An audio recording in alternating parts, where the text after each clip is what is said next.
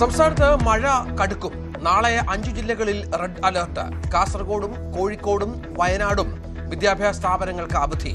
Kasaragod school ചുറ്റുമതിൽ ഇടിഞ്ഞു വീണു. വിദ്യാർത്ഥികൾ രക്ഷപ്പെട്ട തലനാരിഴയ്ക്ക്.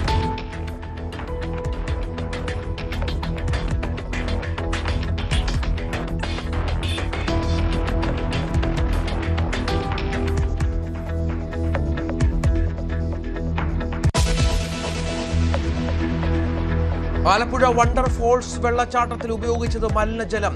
ജലത്തിന്റെ സാമ്പിളുകളിൽ വൻതോതിൽ കോളിഫോ ബാക്ടീരിയ. മനുഷ്യ വിസർജ്യം ഭൂഗർഭജലത്തിൽ കലർന്നിട്ടുണ്ടെന്ന് ഗവേഷകർ. News 18 exclusive.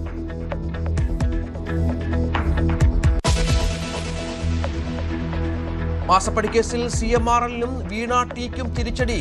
ED അന്വേഷണം തുടരാമെന്ന് ഹൈക്കോടതി. സിവിൽ നടപടികളുമായി മുന്നോട്ടു പോകാം. കൊച്ചിയിൽ യോഗം ചേർന്ന് ED ഡയറക്ടർ. ED ഉദ്യോഗസ്ഥരെ ആക്രമിച്ച കേസിൽ പ്രതികളുമായി പിണറായി വിജയന്റെ വീടിന് മുന്നിൽ തെളിവെടുപ്പ്.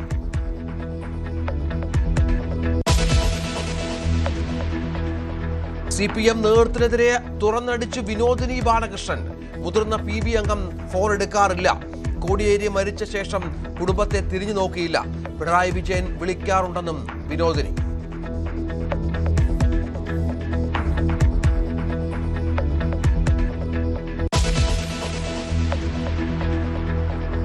മലയിടം തുരുത്തുകാരെ വഴിയാധാരമാക്കില്ലെന്ന് മന്ത്രിയുടെ ഉറപ്പ്. കോടതിക്ക് പുറത്ത് പരിഹാരം പ്രതീക്ഷിക്കുന്നതായി മന്ത്രി റോജി M. ജോൺ. ചർച്ചകൾ തുടരാൻ നിർദ്ദേശം.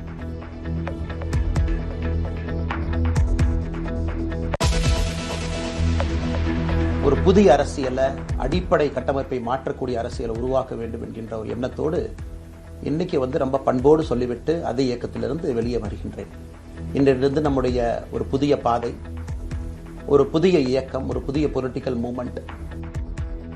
എണ്ണാമലെ BJP വിട്ടു. പുതിയ രാഷ്ട്രീയ സംഘടനയുമായി മുന്നോട്ട്. കർണാടകയിലെ DK ശിവകുമാർ മന്ത്രിസഭയിൽ കലാപം. ജലവിഭവ മന്ത്രി രാജിവെച്ചു.